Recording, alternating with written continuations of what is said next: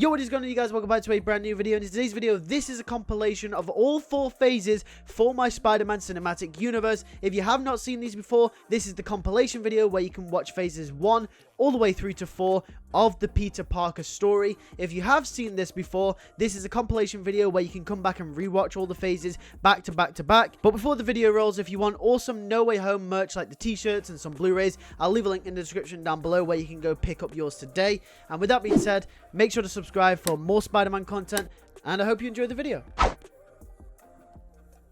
I like to call this first phase the high school phase, or the Magic Crime phase. Since this is the start of Peter's career as Spider-Man, he will be dealing with the very low-level events and crimes. This phase will be in place to really open up the tin of worms, which is the Magic Crime family, and explore the deep depths that Spider-Man finds himself in when it comes to the underground crime of New York, whilst also setting up bigger stories for the future. The first film of the universe is called Spider-Man Year 1. This will be a fairly simple film introducing us to the world, but I also don't want to overstuff it with stuff trying to set up different films in the universe at the same time. This film will introduce Peter in high school and will have him be 15 years old. However, the film won't deal with the origin. We will be thrown straight in with him being Spider-Man. This way we can spend more time with the other characters in the film as well as Peter himself. This film's love interest will be Gwen Stacy, and both her and Harry Osborn will be the supporting characters in the film. Peter and Harry's friendship will be set up as already established. However, Gwen will be a student just moved from across the country, and both of them will get to know her. However, Peter will get closer to her than Harry because of their love for science. This will create a love triangle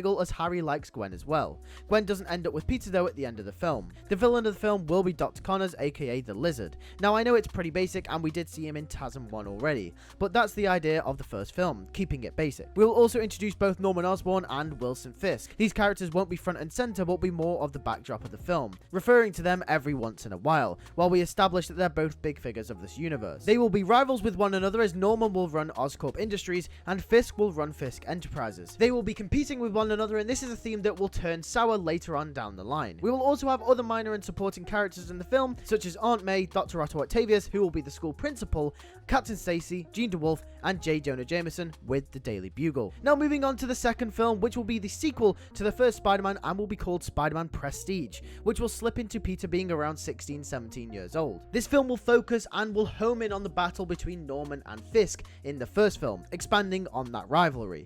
The film's main antagonist will be Wilson Fisk, with Norman almost as a second protagonist. Even though as the audience we know that Norman doesn't come with good intentions, the film will pit Fisk as the oppressor. The film will also feature more of Dr. Otto Octavius, and since the departure of Dr. Connors, Otto will become a father-like figure for Peter. Peter will be slipping in his studies, and since Spider-Man starts to take over his life, Otto will be the only one who doesn't give up on him because he sees the potential within Peter.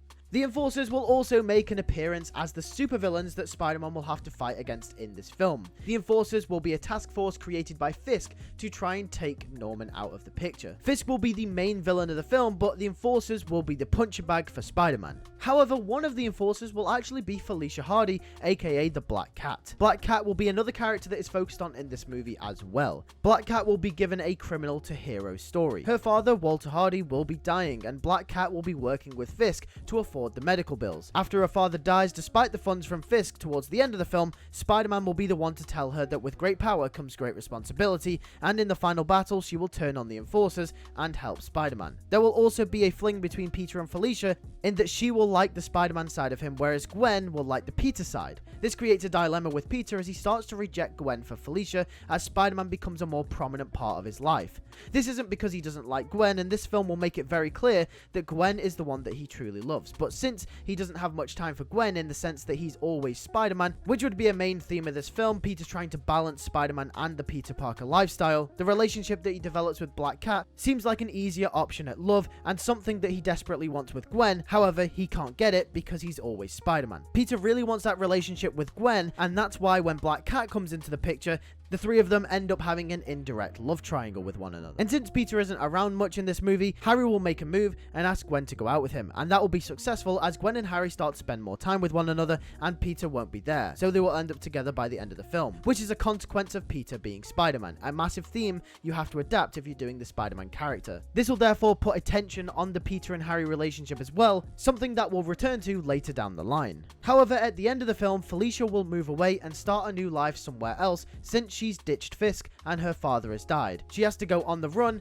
as Fisk will come after her. Fisk won't go to prison, however, even after Spider-Man stops him and the enforcers. This is because the amount of money that Fisk has automatically bails him out of jail. This film will also show to us that Fisk has way more control than we first previously thought of the underground. But then this leads us on to the third film in phase 1, which is The Black Cat. This film will take place after the events of Spider-Man Prestige and will follow Felicia on her travels around the country. However, Fisk will have lost his best adversary, so will send none other than the master assassin Silver Sable after Black Cat. This movie in my timeline is to play on what the original cancelled movie Silver and Black could have been, a movie about Black Cat on the run and Silver Sable chasing her down. I can see this being an action-adventure type movie, going to all different locations and settings. This movie would also be about Felicia coming to terms with her father's death, and moving on from being a cat burglar since that's all she's known. She'll defeat Silver Sable and in the end will decide that her moving away from New York was running from her problems, and decides that if she is to embrace the hero within her, she is to travel back to New York and take Fisk down herself. The next and final film in the first phase will be a third Spider-Man film for the high school trilogy, which will be called Spider-Man Responsibility. This film will take place when Peter is 18 years old. Gwen and Harry will have been dating for a while, but it's clear as to when Peter had that thing with Felicia that Gwen doesn't really like Harry in that same way. She will be far more interested in Peter when they're all out together, and Harry will start to notice this and get jealous of them too. As they're getting older, it becomes clearer to Harry that his best friend is in love with his girlfriend. I'm pulling a few things from Spectacular Spider-Man on this one, as you can probably see. A big theme that I want to explore in this movie on the Peter side of things is what college everyone is going to go to. Like No Way Home, the trio here are all trying to get into the same college, which will be ESU. But who will be the villain of this film? Well, the time has come for Otto Octavius to be the main villain, capping off the first high school trilogy in style. I see their relationship playing out how it did in Marvel's Spider-Man PS4, how Peter has a lot of respect for Otto since he's a scientist like himself, and vice versa. Otto and Peter will develop their relationship throughout the 3 films, and Otto slowly becoming a more prominent character. Otto, also being an aspiring scientist, will get an offer from Oscorp that he can't refuse and therefore leaves the high school. Peter will still keep in touch with him though, and will attend the presentation of his new mechanical arms. It turns out, just like in the PS4 games, Otto's body is slowly degenerating, and therefore he came up with the idea of the mechanical arms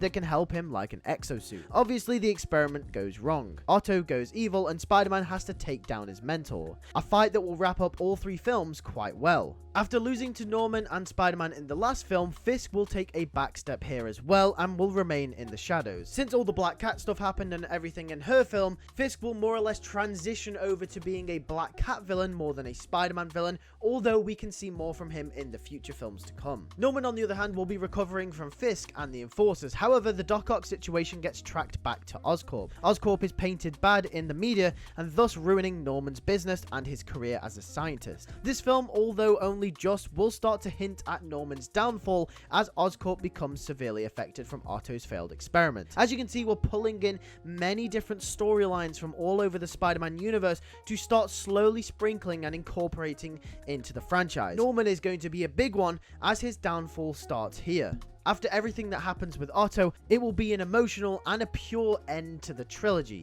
It was basic, unfiltered Spider-Man, but one that sets up the future for more great stories. The end of the film will see Peter leave high school with a thriving career as Spider-Man. At this point, Spider-Man is probably at the peak of his popularity, which you'll see when we get into the next phase will be a big part of that story as well. Peter and Gwen get accepted into ESU and Harry doesn't, which fuels his ever-growing anger that starts to slip through the cracks even more. That is it for the films, but there will be 2 shows that are a part of this first phase as well. The first one will be about the Magic crime family set 10 years before Peter became Spider-Man, called The Underground. The best show I can compare this to is either Gotham or Peaky Blinders. It will follow the underground criminals of New York in their dodgy dealings and on the run from the police. We'd see Gwen Stacy get recruited into the police force at a young age as he becomes a police officer.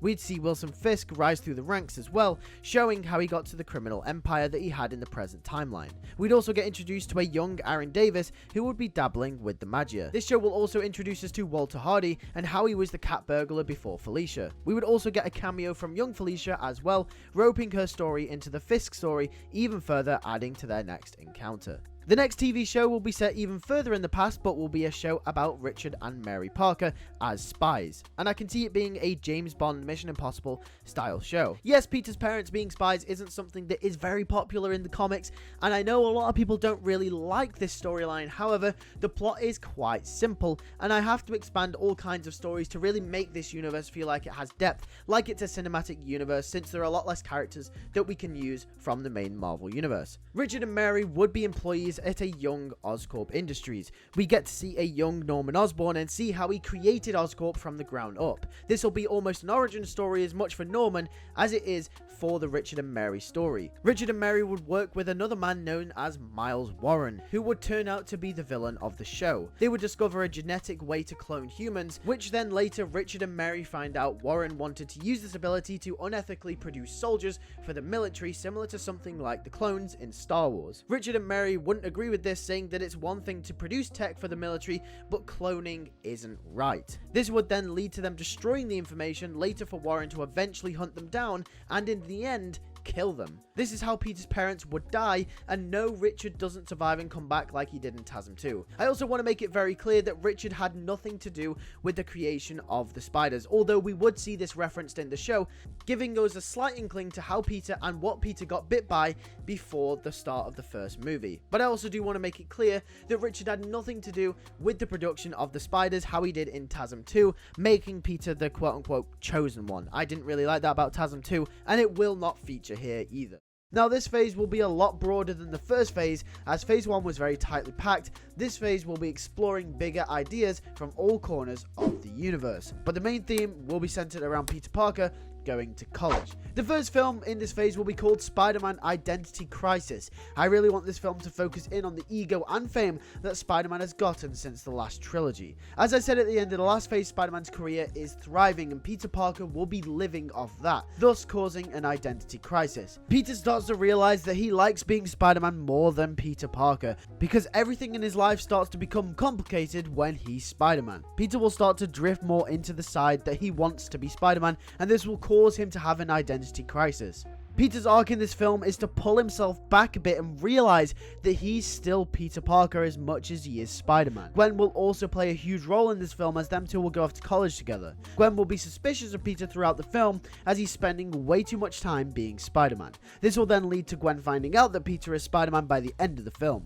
Peter and Gwen will also start to show first signs of being in a relationship, not fully in a relationship yet, but sharing many moments together throughout. The villain of the film will be Kraven the Hunter, whose hubris and ego will parallel that of Peter Parker. Kraven will be a celebrity at the top of his game and will try to hunt down Spider-Man in New York, but he will bite more off than he can chew, and once again, Kraven's story in this film will reflect that of Peter's, as he has to realize that there is more to life than being Kraven the Hunter.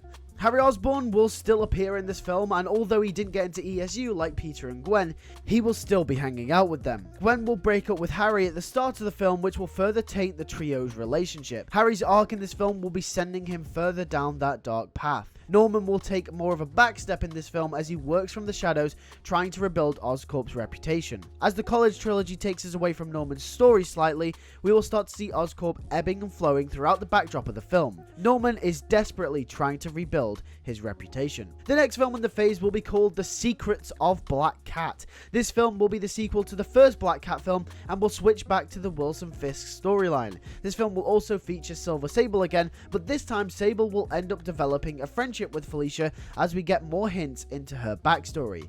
It actually turns out that Silver Sable was trained from a young age to be this assassin and has had most of her humanity stripped away from her.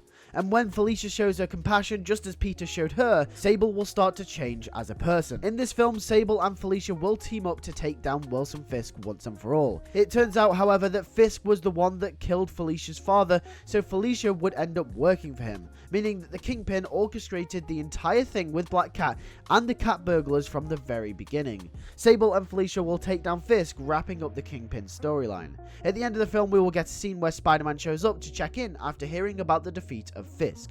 We get a nice reuniting scene between him and Felicia. The next film in the phase will be the sequel to Identity Crisis and the 5th film in the Spider-Man series, Spider-Man Downfall. This story will bring Norman back to the forefront of the series, with him desperately trying to fix Oscorp's reputation. In the lab, he has come up with a brand new idea that can heal wounded soldiers out on the field. He calls it the symbiote. This will be Oscorp's brand new breakthrough, so they can return to the top of New York's business chain. It will be sold to the military and hopefully will gain them positive press. On the Peter side of things, he will be dealing with bills and trying to pay for his rent at his apartment for college. Therefore, he will get a job at the Daily Bugle to pay for this, and thus we are finally introduced to J. Jonah Jameson. Jameson will tell him to go and get photos for the unveiling of the symbiote, and that's how Peter ends up getting it. The film's name will represent the downfall of two characters here. Not just Peter, who has the symbiote and will begin his descent into darkness, but Harry Osborn as well. Basically, Peter has been Spider-Man for up to 4 to 5 years at this point, and has been through so much fighting, pain, and suffering. This will all start to take a toll on Peter in this film, and although he has Gwen there to help him, he can't escape the darkness he feels inside. The symbiote will be an addiction for Peter, something that he can use to take his anger out on and the built-up pressure inside. Obviously, Harry will continue his downfall due to Gwen and Peter's relationship and constant pressure from Norman to do better. Gwen will be the one that pulls Peter back into the light from the darkness of the symbiote. And then you guessed it, Harry Osborn will be the one to inherit the symbiote, thus giving us Venom. This will result in all those years of tainting and relationship to boil down to this one fight where Harry and Peter will fight each other. Peter will be trying to pull Harry back the same way Gwen did, but it's no use. In the end, Harry is defeated and the symbiote is taken into high containment. After the Venom and Spider-Man incident, it is revealed that the Raft is under construction, a place where superpowered people can be held. This is where the symbiote will be kept. It is also revealed that at the end of the film that Otto Octavius, Kraven, and the Enforcers are also being transferred there and being kept from now on. They all have a vendetta against Spider-Man and they're willing to help each other out. On the Norman side of things, after the symbiote incident, Oscorp is in tatters. Norman now holds a grudge against Spider-Man. He stole the symbiote, and even worse, his son is now in prison due to it. Oscorp is under bigger pressure than ever, and Norman is descending into full insanity. With all the stress, he starts to take something that calms his nerves. It's a green substance that he's been developing.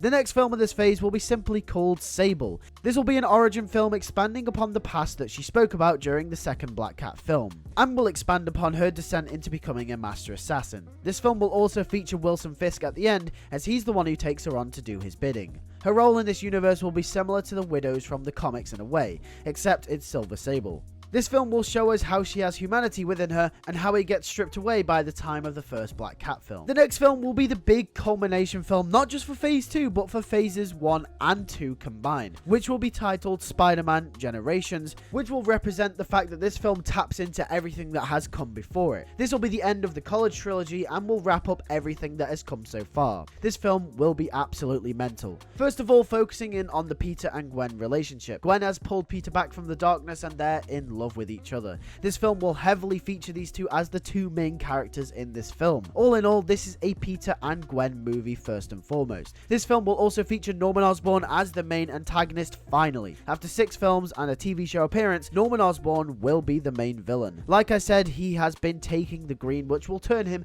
into the Green Goblin. But this will be a tragic version of the character. The idea here is that Norman won't realize he is becoming the Goblin, as the Green will be pursuing him to pass out and commit crimes as the Goblin. Norman's deep underlying hatred after the last movie was for Spider-Man after ruining what he had left of Oscorp, so that will be the Goblin's driving force, to commit as much pain against Spider-Man as possible. Throughout the film, there will be a scene where Norman tries to rescue some of his happiness and tries to break Harry out of the raft, causing a massive prison breakout similar to the scene in Spider-Man PS4, which brings all the villains together to form the Sinister Six. As I said, this would be a massive culmination movie. The Goblin figures that he could use the help of the other villains, and thus Green Goblin, Doc Ock, Kraven the Hunter, and the 3 Enforcers from the second Spider-Man film form the Sinister Six. Black Cat will also make an appearance in this film as well, who will help out Spider-Man. Accompanying her will also be Silver Sable, who will be on the side of Spider-Man 2. Peter's arc in this film is testing him at his absolute limits. After everything he's been put through as Spider-Man,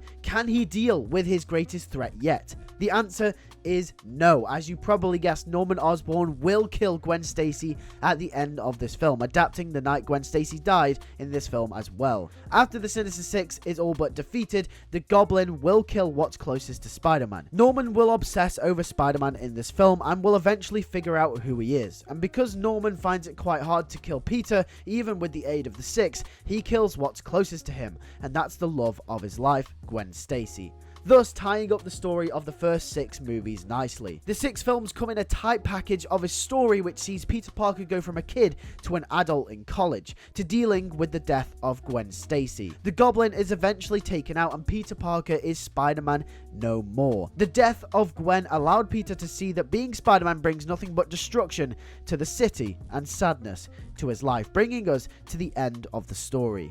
And that is it. Spider-Man is no more. However, we will get a little teaser at the end, though, of Doc Ock saying that he isn't done with Spider-Man just yet, reminding us that his body is slowly degenerating, setting up a future storyline. We will also get another teaser that the symbiote that was being held at the raft at the end of the 5th film has escaped due to the prison fight. So let's move on to the TV shows of this phase then, shall we? The first one will be about none other than Flash Thompson. Although I didn't mention him in the last phase, he was still very much present in the high school trilogy. However, at the end of the high school movies, he ends up training with the military. This show will see him getting accepted into a high agency known as S.H.I.E.L.D. Now, S.H.I.E.L.D. in this universe won't be the same as they are in the grander Marvel universe. After all, this is a Spider-Man only universe. However, we will still have Nick Fury as the director, and Maria Hill, Agent Coulson, will be there as well. However, the difference is that in this universe, they won't deal with the same stuff that they do in the comics. A better way of putting it is that they won't be as higher up, meaning that they won't deal with the same level events as they do in the comic books. They will act as a higher entity than the FBI and basically will be nothing more. An organization that conducts special military operations in secret. It will also be revealed that they have connections to Richard and Mary Parker as well. However, this show will follow Flash Thompson as he rises through the ranks at S.H.I.E.L.D. It's revealed that S.H.I.E.L.D. at the end of the show has detained the symbiote that escaped from the raft, and they're currently developing it to be used as a proper weapon, thus setting up Agent Venom with Flash. The second show is The Underground Season 2, which is probably the most attached show of the rest of the story of Phase 2, which will follow the events of the first season, and since it takes place in the past, the show will just continue the events leading further up to the events of Spider-Man 1. Once again featuring the Magic and Kingpin and developing those stories. We will also get more insight to how the Kingpin was the one that killed Walter Hardy, tying it into the second Black Cat film. The next show will be a spin-off to The Underground and will be about the Prowler, giving us a first look at Miles Morales in this universe. The show will focus on Aaron Davis and will show how he commits criminal acts to pay his way. This show will also be a character study into Aaron Davis as he regrets ever getting tied into the Magia and the underground crime families, as he has a family himself. A baby Miles Morales will also feature as well, showing the remorse Aaron has, and this will be the conflict that will drive this show. The final show in Phase 2 will be called NYC Call and Rescue, which, if you couldn't tell, will be a show about the NYPD in the Spider-Man universe. Since the police force played a heavy part in the first Spider-Man trilogy, they will get their own spin-off show set in the present day in Phase 2. This show will be about Jean DeWolf and Captain Stacy stopping low-level crime in New York City. I'd say it'd be a crime thriller / a murder mystery show, which would be pretty cool. So let's kick things off straight away with the first film, which will be the start of the Peter Parker adult trilogy and the 7th film in the Spider-Man series, Spider-Man Callback. This film will focus heavily on Peter Parker as a character. I would like this film to slow things down and be a real character study for Spider-Man. After the death of Gwen Stacy, Peter is Spider-Man no more, which gives us so much material to work with in terms of exploring the emotional depth and aspect of how this affected Peter Parker during the time between the death and now. Peter has subsequently been fired from the Daily Bugle since Spider-Man is not around anymore for him to take pictures of. And since he's graduated college, Peter is working as a barista at a coffee shop, and this is where he will meet none other than Mary Jane Watson. This film will start to build a relationship between the two, but it'll be a different dynamic to how it was with Gwen Stacy. Gwen was very much the classic Romeo and Juliet love for Peter, but Mary Jane will be the soulmate, the best friend, the person who can understand Peter and what he's going through like no one else can. MJ will come from an abusive background with her father, just like in the comics, and will hide under a cool, smooth, and confident demeanor. However, this film's main theme will start to look at bringing Peter back to being Spider-Man again. And the villain of this film will be the Vulture. Vulture's story will parallel Peter's in that his wife was subsequently murdered and thus sending him down a dark path. Peter will have to relearn what Uncle Ben taught him by seeing the world around him through other people's eyes. MJ's backstory is also revealed to Peter by the end of the movie when they start to become close with one another. MJ will tell Peter how she would always want someone to just get her out of there, but there was never anyone else around, which will be a metaphor and propel Peter back into being Spider-Man to help the little guy and stop the Vulture. The next film in the phase will be titled Silver and Black, similar to the cancelled film about the two that Sony had in production.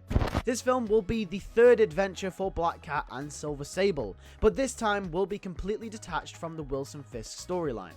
Since most of the story threads from Phase 1 were wrapped up in Phase 2, almost making them two phases a separate story of their own, Phase 3 will start anew for Black Cat and Sable, just like we have for Peter Parker. At the start, Felicia will hang up the Black Cat mantle and will want to step down and live a normal life. However, Sable will carry on fighting as that's all she's known. This film will cross over with the S.H.I.E.L.D. TV show from Phase 2, as there will be a corrupted entity leaking S.H.I.E.L.D. information. Felicia and Sable will get wrapped into this when Sable gets a call to apply to work for S.H.I.E.L.D. The film will focus on Felicia being afraid to lose what she has with Sable, as everyone in her life before seems to leave or die. Her newfound relationship with Sable changes things for her as she steps back into the shoes of Black Cat one last time to help Sable, S.H.I.E.L.D. and the new-founded agent Venom to track down this traitor, who turns out to be in the end Baron Zemo, who works for a rival organization, Hydra. Now, Hydra and Zemo are not the same as they are in the normal Marvel universe. As I've said previously and many times before, this is the Spider-Man cinematic universe, so if I pull characters from the main Marvel universe, they may not be the same, due to me using them to service the Spider-Man side of the story instead. The film ends with Felicia realizing that she can't be scared of losing Sable because they're clearly going on two different paths, and she hangs up the Black Cat cowl for the very last time, as Silver Sable joins S.H.I.E.L.D. full time. The next film in the phase will start to crank things back up to 100 as we step into the new storyline for this phase, which is Spider-Man: The Clone Saga Part 1. The first part to this massive story is going to be more of a grounded film, while Part 2, which we will talk about in just a minute, will be the big culmination story of this phase. This film will very much be focusing on MJ and Peter as we build up their relationship as well. This film will also include more Aunt May stuff as Peter starts visiting her more. As it turns out, Peter is struggling to pay the rent at the apartment that he has after he finished college, so he starts to move back in with Aunt May. Mary Jane is actually living with her aunt as well, Anna Watson. And because of this, this introduces Anna Watson to May as well, and they become really good friends. So like how it was in the comics, except for it's actually the other way round. It's Mary Jane and Peter Parker that introduce them two to each other. Peter's story in these two films is him not living up to his potential. Peter will start to become lazy in his own life as Spider-Man is once again taking up the vast majority of his time. MJ will also start to clock on to Peter as she grows suspicious of his disappearances. The villain of this film will be Miles Warren, aka the Jackal if you hadn't guessed already. His main objective will be to clone Spider-Man, as you probably guessed. His motivation, however, is unknown at this time, which leads into a massive mystery in the second part. This film ends with a massive battle in order to capture Spider-Man. Warren takes MJ hostage to bring Peter in, which he does successfully. However, once Peter is taken hostage and Warren's attention is on him, MJ successfully escapes and saves Peter from the grasp of Warren, showing her fierce nature. This is the moment in which MJ realizes that her suspicions are true, and that Peter is in fact Spider-Man. However, it's already too late, and the cliffhanger ending to Part 1 is that the clone of Peter Parker is born, and Miles Warren successfully completed his mission.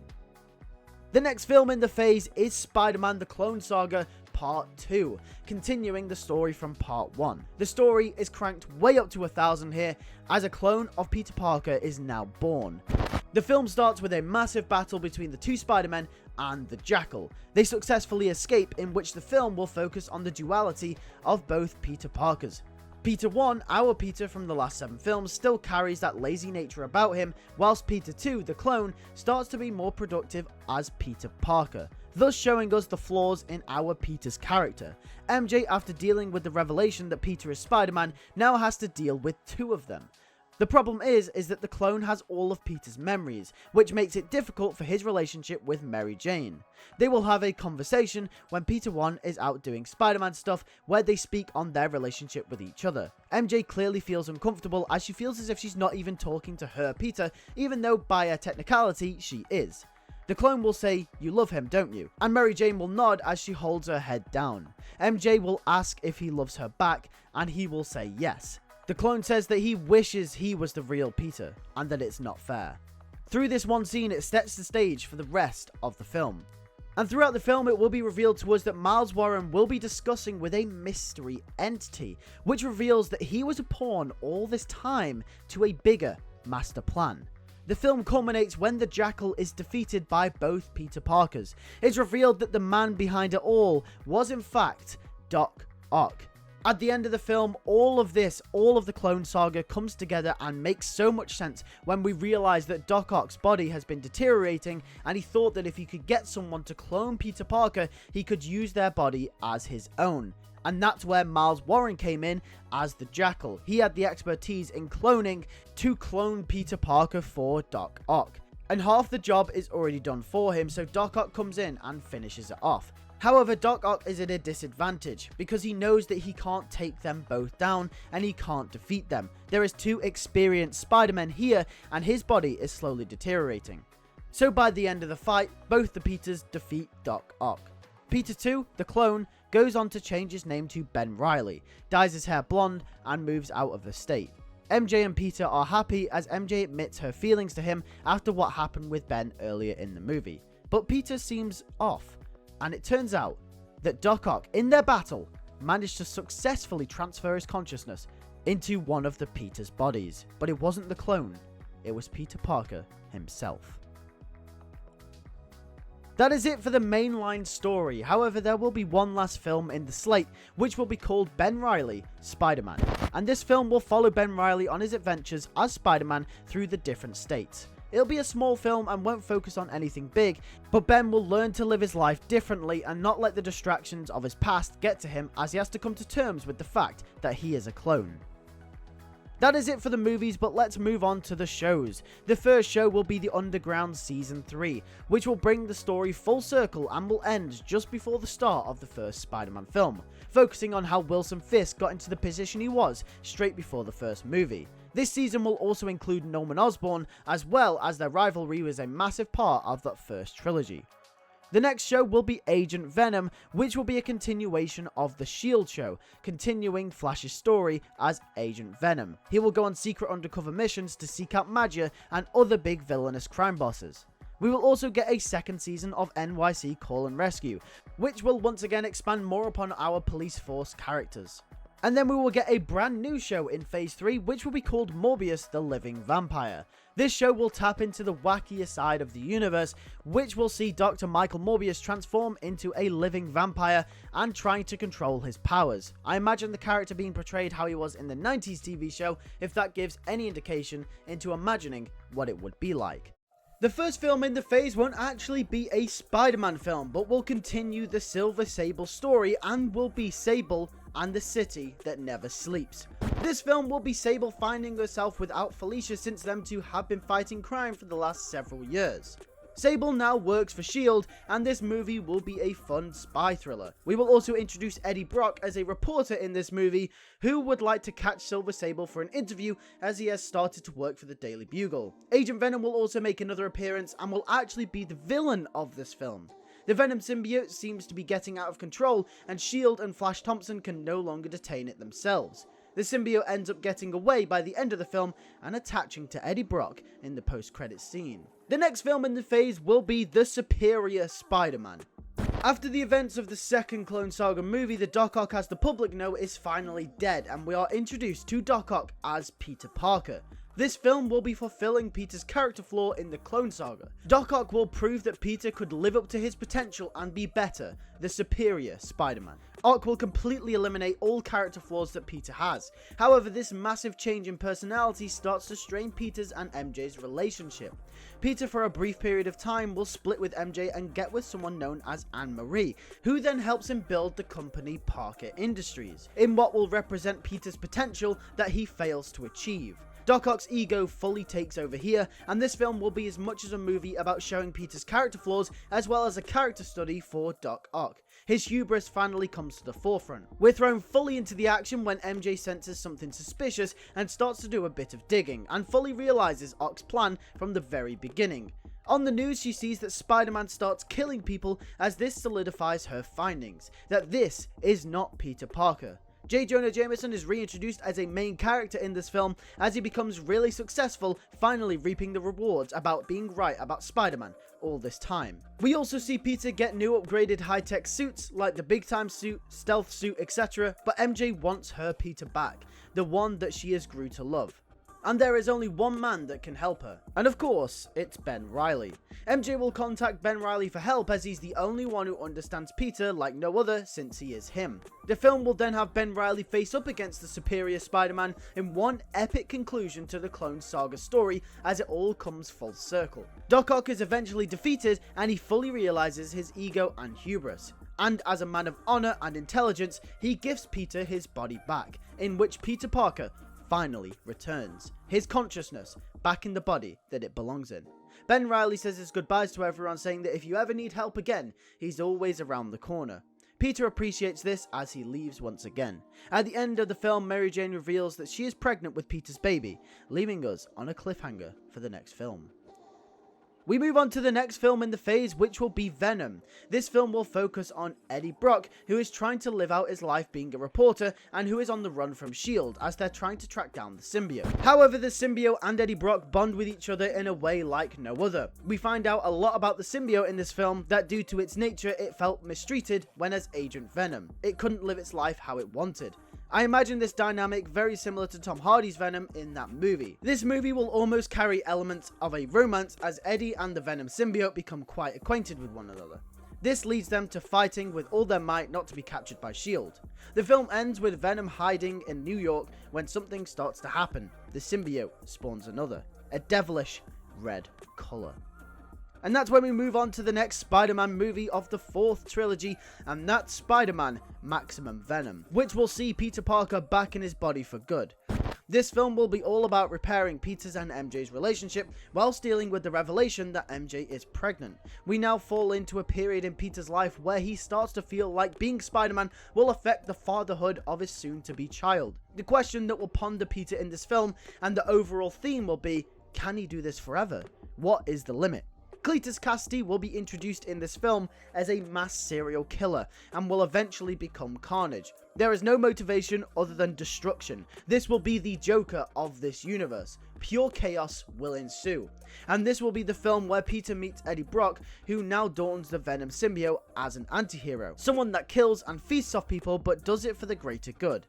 Peter won't be fond of Eddie at first, as he's had bad experiences with the symbiote before, but Peter will learn throughout the film to accept Venom. Eddie and Peter will have to team up to defeat Carnage as he's too powerful. Cletus wants to torment Spider-Man as he knows he can't get to him. He wants to play with him like a puppet, and therefore Cletus will kill Aunt May in this film, ripping an integral part of what makes Peter whole away forever. This enrages Peter, however they won't win, and Peter and Eddie will lose to the serial killer. Peter lets his emotions get the better of him, which gives him no tactical chance of beating Carnage. At the end of the film, Carnage learns how to spawn more symbiotes, but on a mass level, in which will give us Symbiote City, and setting us up for a mass finale. The next film in the trilogy will be Spider-Man Maximum Carnage. With Peter and MJ's baby on the way, can Peter fight off his biggest threat yet? This film will feel like a big event. All the storylines involving Venom and Peter all wrap up into this one film. The symbiotes will be taking over and it will have an apocalyptic feel, almost like we're thrown into a zombie apocalypse. Although Peter has distanced himself from Parker Industries, as that's a reminder of what happened with Doc Ock, he still can use the resources to try and help aid the city in their fight against the symbiotes. Therefore, also wrapping up the Doc Ock story, bringing that one full circle into this film as well. And with this film being the 12th Spider-Man film in the franchise, I feel like we have to do something different every once in a while due to not repeating the same formula over and over again. This film will be an event film, similar to Avengers Infinity War, in a sense that it will feel like there is a world-ending stake. New York is now encompassed with symbiotes and it's infecting people on a mass level, with Carnage at the center of everything. There will be multiple scenes where MJ and Peter contemplate what to do and how to go about it. MJ is getting closer to giving birth to their child every single day that goes by. The symbiotes start to get out of control. When Peter tries to call on Felicia for help, she has been taken away by the symbiote as well, creating Symbiote Black Cat. In an intense scene, SABLE will finally track down Venom and get really angry, exclaiming that it's all his fault. Peter has to calm the situation down as Eddie starts to get really angry. Nothing of the past matters, even with S.H.I.E.L.D., with SABLE, with Agent Venom, nothing. All that matters is that they defeat Carnage. SABLE will say that after all of this is done, that she is definitely not done with him. We've also got to remember that SABLE is put under mass stress knowing that Felicia has become one of them as well. She still cares heavily about Felicia, and that arc will also come full circle here as well. MJ decides to call on Ben Reilly, and Ben joins the group of Peter, Eddie, and SABLE. They split up into two groups. SABLE and Ben go to S.H.I.E.L.D. HQ to inquire to Nick Fury about trying to come up with a cure to destroy the symbiotes. Nick says that they can't risk losing the asset, but SABLE and Ben say that it's not worth the risk keeping it around if this is what it's capable of. Spider-Man and Venom will track down Carnage while the others work on a cure. The infection gets that bad that the symbiotes even reach S.H.I.E.L.D. HQ and start invading it during the final act. It gets that severe that even Ben Reilly succumbs to the symbiotes, and we're given some variation of Spider Carnage. This movie really will have everything. The movie concludes with an epic final battle between Carnage, Venom, and Spider-Man, whilst a cure is released over the city in the nick of time. Carnage is defeated, but in the process, so is Venom. Venom is eradicated forever, as the symbiote rips from Eddie's skin.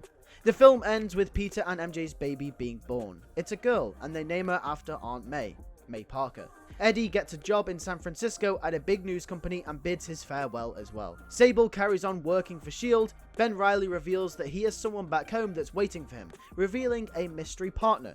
And Felicia returns back to her normal life after being parted with the symbiote. And the film's ending scene is Peter asking MJ if she'll marry him, in what is clear, his endgame.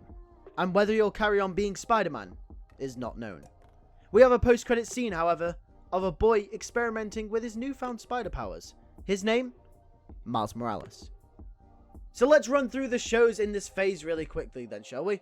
So the first show in this phase will be NYC Call and Rescue Season 3, which will follow the events of what the police force were up to during Phase 4. This season will also cross over with Spider-Man Maximum Carnage as the police try to deal with the symbiote outbreak. I imagine this part of the show being something like The Walking Dead, which would be pretty cool.